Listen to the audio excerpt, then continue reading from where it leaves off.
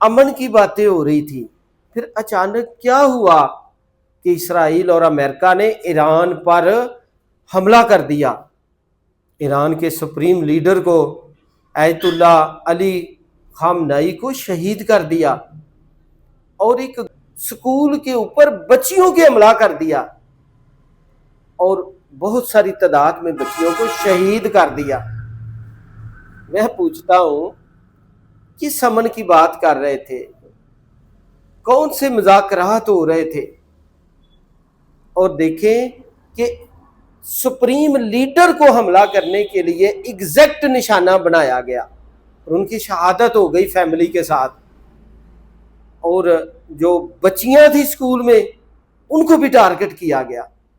148 سے 165 تک کی تعداد بتائی جا رہی ہے جو بچیاں شہید کر دی گئی۔ اسلام کہتا ہے اگر مذاکرات کرو تو اس کے اوپر ڈٹ جاؤ۔ اسلام کہتا ہے کہ اگر آپ امن کی بات کرو تو پھر امن پہ رک جاؤ۔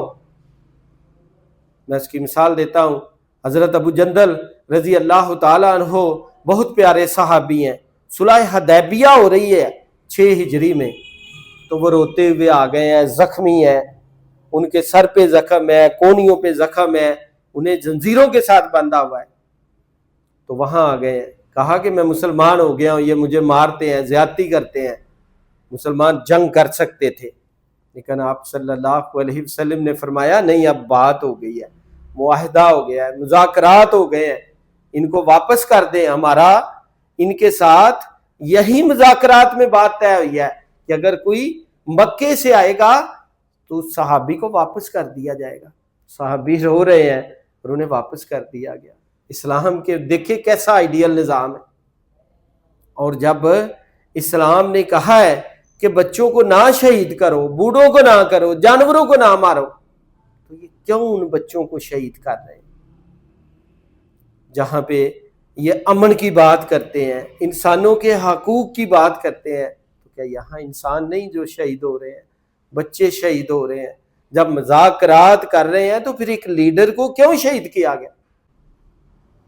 قرآن پاک میں سورہ المائدہ میں اللہ تعالیٰ فرماتا ہے کہ یہود و نصارہ کو اپنے دوست نہ بناؤ۔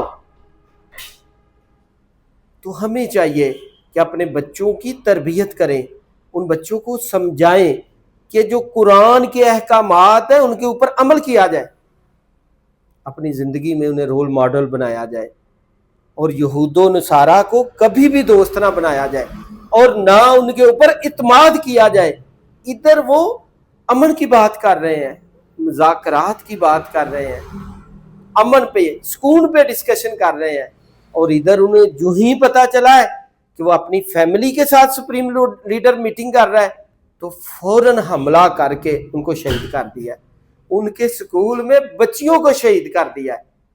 تو اپنے بچوں کو اس کے بارے میں آگاہی دیں کہ اللہ قرآن میں کہہ رہا ہے کہ یہود و نصارہ کو دوست نہ بنائیں اور ان کے اوپر اعتماد نہ کریں۔